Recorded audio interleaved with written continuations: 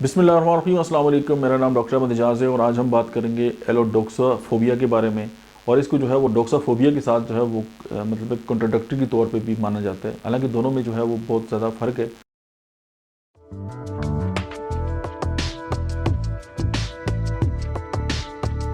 اور یہاں پہ ڈوکسافوبیا جو ہے اس کے جو مریض ہے وہ اظہار رائے کے خوف میں جو ہے مبتلا رہتا ہے، اور جو ایلوڈوکسافوبیا کا مریض ہے وہ دوسرے لوگوں کی رائے سننے سے جو ہے وہ خوفزدہ ہوتا ہے، اور وہی کہتا ہے کہ یار لوگ میرے بارے میں کیا کہیں گے۔ اکثر آپ نے لوگوں کو سنا ہوگا، وہ تو اس فوبیا میں کی وہم کا شکار رہتے ہیں۔ اب کسی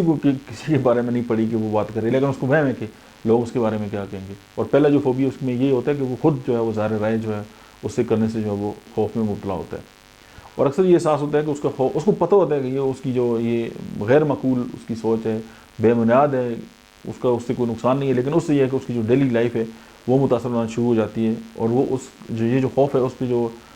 قابو پانے مطلب اس سے قاصر ہوتا ہے، اور اس کے نتیجے میں اپنے اوپر بہت ساری جو پابندیاں جو ہے وہ لگا لیتا ہے، اور جو اس کے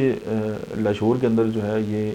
خوف جو وغیرہ ہوتا ہے تو وہ لوگوں کے جواب دینا چھوڑ دیتا ہے، لوگوں کو سوالات کے سرگرمیوں میں حصہ لینا چھوڑ دیتا ہے، ایسولیٹ ہو جاتا ہے، اور وہ پروفیشنلی جو ہے وہ